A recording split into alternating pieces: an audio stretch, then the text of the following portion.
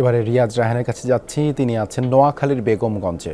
রিয়াজ, ক্ষতিগ্রস্ত মানুষের কাছে ত্রাণ পৌঁছেছে কিনা, বন্যার পানি কমার কোনো লক্ষণ কি দেখতে পাচ্ছেন? স্যান্ডেলিনা সো, রূপচর্চায় আভিজাত্য। দেবাশিস, গেল দুদিন ধরে নোয়াখালীতে বৃষ্টির দেখা মেলেনি বা বৃষ্টি নেই, রোদ উঠেছে।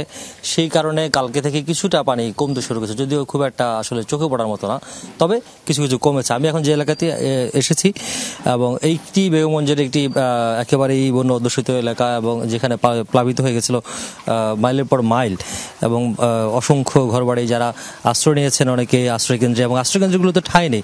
এবং এই বাড়িটিতে আমরা একটু যদি যেতে চাই, এখানে সময় হাঁটু পানির উপরে পানি ছিল, গত 2 দিনে কিছুটা পানি কমেছে বলে তারা জানিয়েছেন এখানকার যারা বাসিন্দা। আপনারা যদি দেখেন যে এই যে বাড়ির আঙ্গিনাটি রয়েছে পুরোটাই একেবারে জলমগ্ন, যার কারণে যারা এখানে রান্নাবান্না থেকে শুরু করে তাদের পয় নিষ্কাশন সবকিছুই ব্যবস্থাটা একেবারে বিপর্যস্ত। সেই কারণে তারা আশ্রয়কেন্দ্রে নিয়েছেন এবং ঘরে তালা মেরে তারা চলে গেছেন। তো এখানকার যারা আছেন তাদের সাথে আমি একটু কথা বলতে চাই। কি অবস্থা আপনাদের? পানি কি কমছে না এখনো আগের মতোই আছে? একটু 1 ইঞ্চি কমছে হালকা।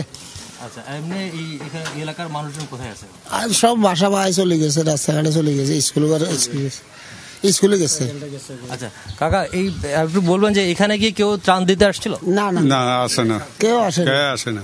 কেউ আসে না এখন? না না, উদ্ধার করতে কেউ আসে না না? না। এমনি ভিতরে কি কেউ আটকা পড়ছে এরকম? সব বাসি নিছে না ভিতরে মানে দেখবেন, যাইলে বিশ্বাস করবেন। এটা তো দেবাশিস, শুনতে পাচ্ছেন এখানে আসলে নানা ধরনের অভিযোগ রয়েছে যে ত্রাণ নিয়ে যেভাবে তারা বলছেন যে বিভিন্ন গণমাধ্যমের সংবাদ দেখতে পাচ্ছে বিভিন্ন এলাকায় ত্রাণ পৌঁছাচ্ছে, কিন্তু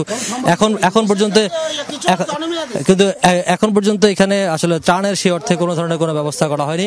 পাশাপাশি আমরা একটু যদি আরেকটি বাড়িতে আপনাদের একটি চিত্র দেখাতে চাই, যে এই চিত্রটি হচ্ছে তারা থাকার জন্য কি ধরনের ব্যবস্থা করেছেন একটু দেখাতে চাই। যে এই যে পানি প্রবেশ করে পানি এত উঁচু হয়ে গেছিল যে জানেন যে গ্রামের অনেকগুলো বাড়ি যেগুলো নতুন করে করা হয়েছে সেগুলো ভিটা উঁচু করা হয়, সেই উঁচু ভিটাতেও পানি প্রবেশ করে একেবারে হাঁটু পানির উপরে কোমর পানি হয়ে গেছিল। তারপরে তারা যদি করেছেন যে কোনো রকমে সেই ভিটাতে সিঁড়িতে মাটি দিয়ে উঁচু করেছেন যাতে কোনো ধরনের পানি প্রবেশ না করে, বা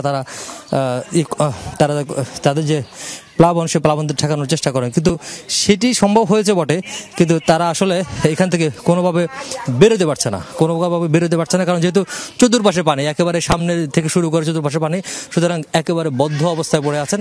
তারা চাচ্ছেন যে তাদের যেহেতু খাওয়া দাওয়ার ব্যবস্থা নষ্ট হয়ে গেছে বা নিষ্কাশন ব্যবস্থা ভেঙে পড়েছে, সেটির দিকে অন্তত নজর দেও, কেউ অন্তত এদিকে আসুক, তারা অন্তত তাদের এই যে এলাকার মানুষের দুর্দশা সেটি খোঁজখবর নিয়ে সেই অনুযায়ী প্রয়োজনীয় ব্যবস্থা গ্রহণ করুক। ধন্যবাদ রিয়াজ যুক্ত হবার জন্য।